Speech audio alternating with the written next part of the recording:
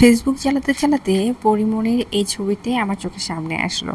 তো আমার দেখে খুব ভালো লাগলো। এই ছবিটি অনেক একটা কিউট একটা ছবি।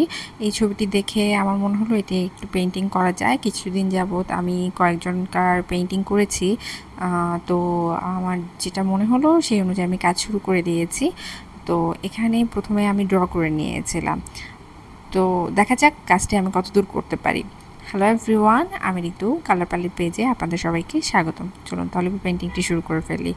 এখানে আমার সুবিধার জন্য প্রথমে ড্র করে নিয়েছি, সেই সাথে আমি স্কিন কালার ব্যবহার করে মুখ, গলা, হাত এবং পায়ের অংশটুকু করে নিয়েছি।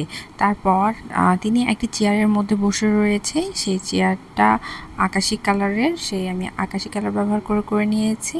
এবং এখানে চেয়ারের চারপাশে বলা যেতে পারে যে গোল্ডেন কালারের একটু বর্ডারের মতন রয়েছে, সেটা মেবি একটু স্টিল টাইপের। তো সেটা আমি এখানে হলুদ কালার ব্যবহার করে নিয়েছি যাতে একটা গোল্ডেন ভাইব আসে। তারপর আমি চলে যাচ্ছি ড্রেসের দিকে। ড্রেসের কালারটা মেরুন রয়েছে, সেক্ষেত্রে আমি এখানে মেরুন কালার ব্যবহার করে ড্রেসটুকুর কাজ করে নিচ্ছি। আমি খুব আস্তে ধীরেই করছি কাজটা, খুব তাড়াহুড়ো করছি না। আমি একটু টেনশনে ছিলাম যে কাজটা আমি আদৌ ঠিকঠাক মতো করে করতে পারবো কি না, আর আদৌ করতে পেরেছি কি না আমি জানি না।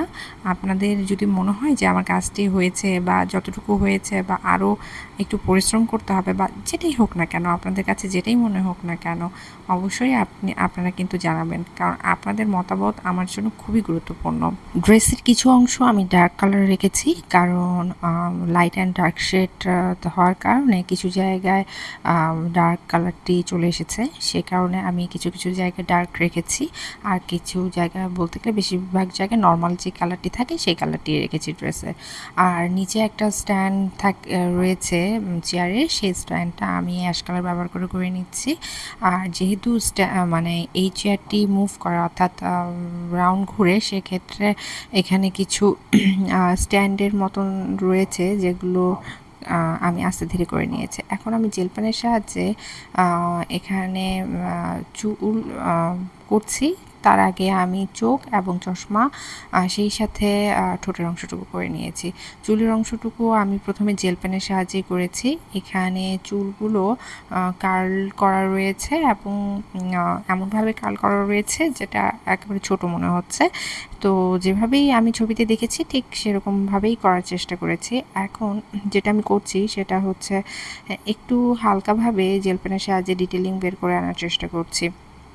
তারপর এই যে হাতের অংশগুলো আস্তে ধীরে বের করছি। হাতে একটি ফোন রয়েছে, যে ছবিটি উনি তুলেছেন সেটা মিরর সেলফি বলা যেতে পারে।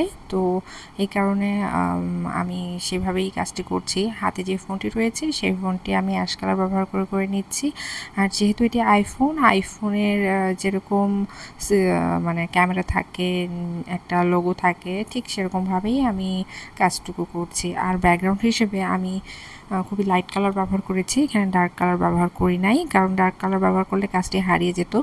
এখানে আমি বলা যেতে পারে ঘিয়া কালার ব্যবহার করেছি। ঘিয়া কালার ব্যবহার করে আমি ব্যাকগ্রাউন্ডের কাজ করে নিয়েছি। ব্যাকগ্রাউন্ডটি খুবই ছোট, তাই এখানে আমি একেবারেই চিকন তুলি ব্যবহার করে কাজটি করেছি। আমি এখানে মোটা তুলিতে কাজ করলে দেখা যেত যে এবড়ো থেবড়ো হয়ে যাওয়ার একটা চান্স থাকে। তো আমি এখানে যখন ব্যাকগ্রাউন্ডের কাজ প্রায় শেষ হয়ে আসছে, এরপরেই আমি চলে যাব কালো রঙের দিকে। তো আমি প্রথমে তো যেহেতু জেল পেনের সাহায্যে পুরো কাজটি ডিটেলিং বের করে এনেছি, সেক্ষেত্রে আমার এখন কালো রঙের কাজটি করতে একটু সুবিধা হবে। তো যাই হোক, আমি আস্তে ধীরে কাজ করছি। ওনার হাতে পায়ে নখগুলোতে নেল পলিশ ছিল টিয়া রঙের, তো সেটা আমি টিয়া রঙ ব্যবহার করে নিয়েছি। যদিও এত ছোট ছোট, তো সে কারণে খুব একটা বোঝা যাচ্ছে না, কিন্তু এটা আমি টিয়া কালার ব্যবহার করে নিয়েছি। এবং বর্ডার হিসেবে আমি কালো কালার ব্যবহার করেছি। এখন আমি আবার কালো রঙ ব্যবহার করে হচ্ছে ড্রেস অর্থাৎ পুরো পেইন্টিংটি ডিটেলিং বের করে আনার চেষ্টা করছি। হাত পা, ড্রেসের ভাঁজ, চুল, তারপর হচ্ছে চশমা টশমা যা রয়েছে সব কিছু, সেই সাথে চেয়ারটিও আমি হচ্ছে ডিটেল বের করে আনছি কালো রঙের সাহায্যে। এটা জাস্ট মানে সুন্দর লাগার জন্য, অর্থাৎ যাতে সুন্দরভাবে বোঝা যায় এই কারণেই আমি এই কাজটি করছি। বলা যেতে পারে আমি কাজ প্রায় শেষ করে ফেলেছি। আমার যে পুরো ব্যাকগ্রাউন্ডটি একটা মোটা আমি কালো রঙের একটা বর্ডার দিয়েছিলাম, তার পাশ দিয়ে আমি একটা চিকন বর্ডার দিয়ে দিয়েছি। এই তো কাজ আমার শেষ। ভিডিওটি যদি আপনাদের ভালো লেগে থাকে লাইক কমেন্ট শেয়ার করতে ভুলবেন না, আর আমার ইউটিউব চ্যানেলটি সাবস্ক্রাইব করতে ভুলবেন না। ধন্যবাদ।